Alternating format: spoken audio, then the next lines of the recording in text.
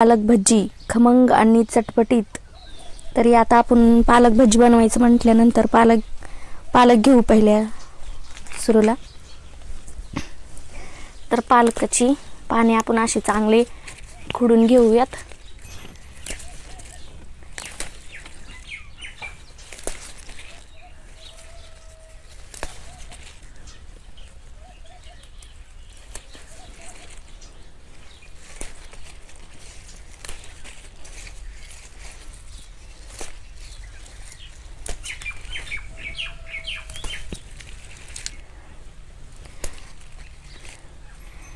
पालक अशी चांगली पाने घेऊयात।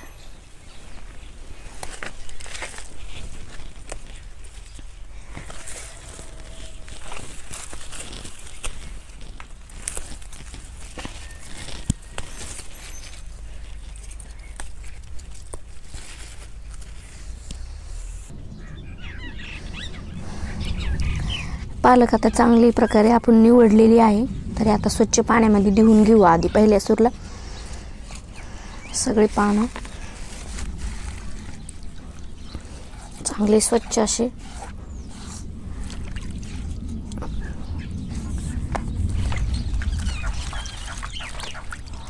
चांगले पान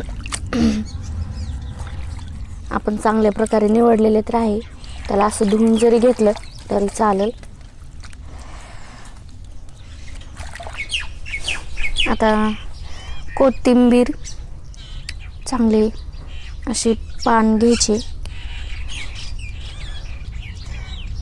कोथिंबीर असे चांगले खुडून घ्यायची। जे खराब आहेत ते टाकून द्यायचे, पिवळे ते पानं टाकून द्यायचे।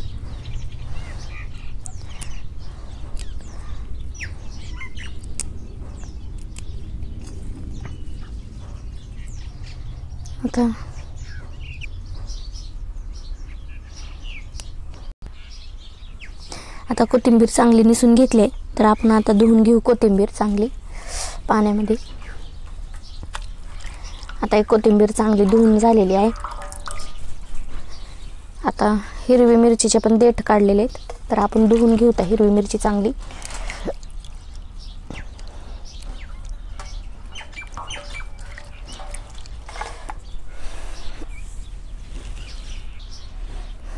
आता पालक भजीसाठी लागणार सामान ही पालक, कोथिंबीर, हिरवी मिरची, लसूण पण घालायचा थोडासा, कारण की लसणामुळे जरा चव लागतं आणि खमंग एकदम असा सुवास येतो। आणि त्याच्यामध्ये मीठ, थोडा ओवा आणि हळद आणि आपल्याला लागले तर थोडे सोडा पण टाकायचं, कारण की त्याच्यामुळे भजी थोडे असे चांगले फुगतात आणि खायला पण थोडेसे चवदार लागतात। पालक आता धुवून घेतलेली आहे। तरी पालक आता ही कट करून घेऊत, आपण कापून घेऊत। हे थोडे पाठीमागटले थोडे देठ आहेत ते काढून घेऊत।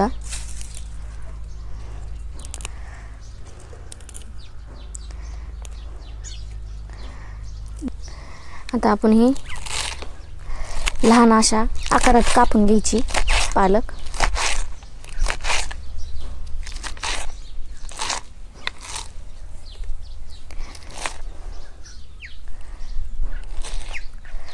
आता पालक कापून झालेली तर कोथिंबीर पण लहान घ्यायची।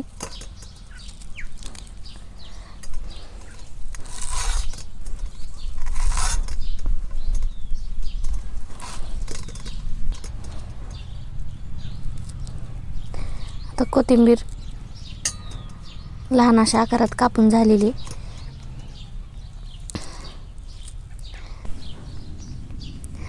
कोथिंबीर पण लहान करून घेतली आपण। आता थोडी हिरवी मिरची आहे का, हिरवी मिरची आणि आपण लसूण थोडासा खमंग असा वास येण्यासाठी आणि भजी अशी छान लागण्यासाठी घेतला आहे। लसूण किती 7-8 पाकळ्या घेतल्यात। तर हिरवी मिरची पण थोडीच घ्यायची। खलबत्त्यामध्ये आपण लसूण आणि हिरवी मिरची थोडीशी वाटून, हिरवी मिरची आणि लसूण थोडासा वाटून घेऊ, कारण की ती बारीक झाल्यामुळे बेसन पिठामध्ये मिसळल्यावर छान अशी चव येते.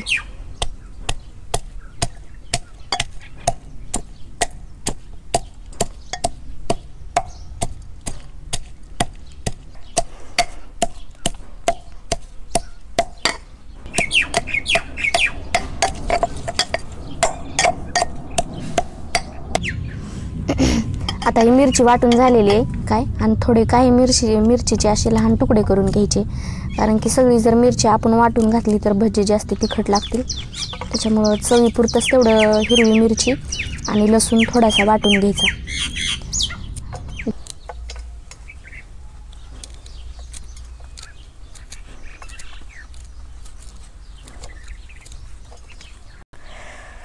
आता बेसन पीठ, आता आपण पालक भज्याचं पीठ आपण कालवून घेऊया.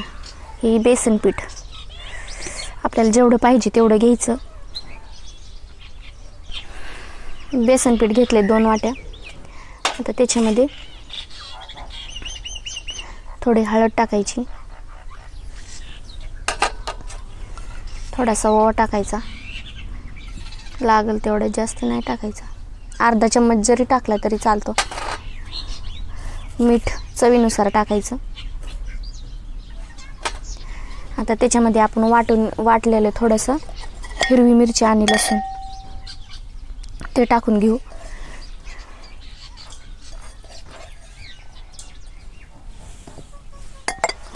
कोथिंबीर पण टाकायची. हिरवी मिरची कट केलेली ते पण टाकून घ्यायची, आणि पालक पण टाकून घ्यायचे असे.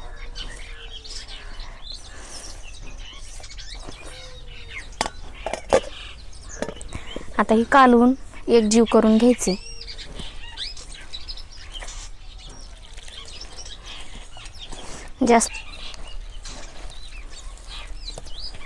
आता हे कालवून चांगलं घ्यायचं एकजीव करून. पातळ नाही करायचं जास्ती, पातळ केल्यानंतर भजी चांगले नाही येत, चपटे होते. त्याच्यामुळं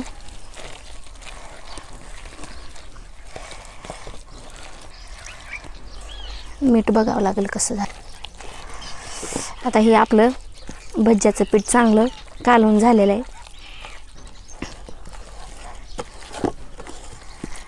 तरी आपण हे आता तळून घेऊ.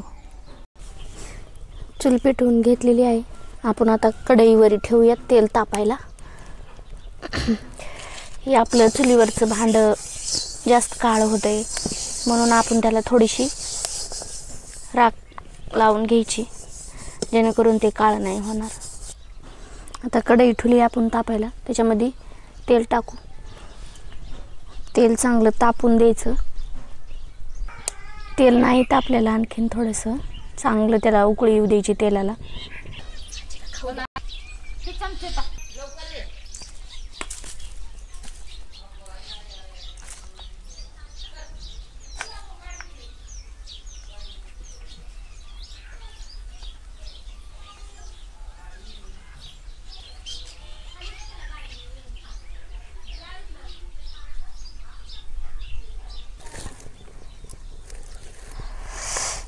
तेल चांगलं तापलेलं आहे, लाल लाल झाले, त्याला उकळी पण आलेली दिसते.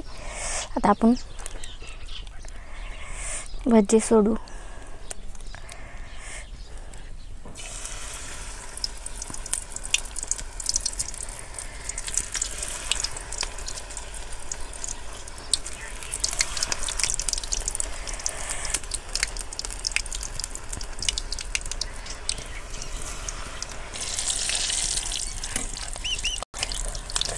आता हे उलटा पालटा करून घ्यायचे चांगले. आपलं तेल जास्त तापलेलं आहे, त्याच्यामुळे थोडं भज्जे थोडे जास्त झालेत. भज्जे आता हे चांगले लाल लाल झालेत.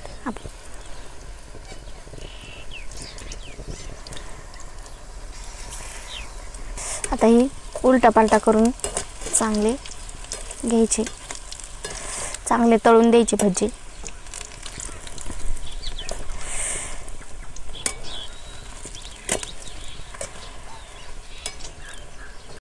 जाळ पण चांगला लागलेला आहे. भजी खूपच छान दिसत आहेत. असं वाटतंय की कधी खाईन की. तोंडाला पाणी सुटतंय. आणि पालकाची भजी म्हटल्यानंतर चांगलेच, कारण की पालकाच्या भाजीमध्ये जीवनसत्व असतात आणि पालक एकदम खाण्यास चांगली आहे. आरोग्यास जीवनसत्व असतात त्याच्यामध्ये. आता हे आपण काढून घेऊयात. असेच आपण सगळेच भजी तेलामध्ये तळून घेऊया.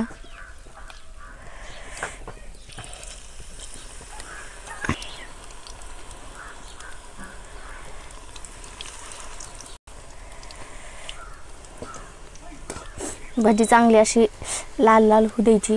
लाल झालेत, काढून घेऊयात. असे भजी छान दिसतात की तोंडाला असं पाणी सुटते.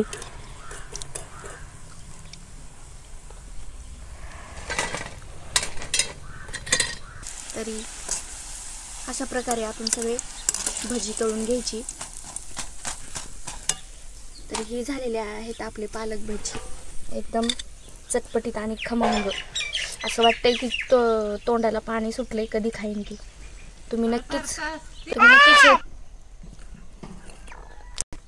तरी हे पालक भजी झालेले आहेत. तुम्ही बनवून बघा. हे खमंग भजी आपले तळून झालेले आहेत. तरी सर्वांनीही करून बघावे आणि खाऊन बघावे. एकदम चटपटीत मस्तपैकी, खायला पण चांगले. असं वाटेल की तुम्हाला एकदा केल्यावर सारखेच असे करावे वाटतील. तर इतकीच करून पहा, खाऊन पहा. धन्यवाद.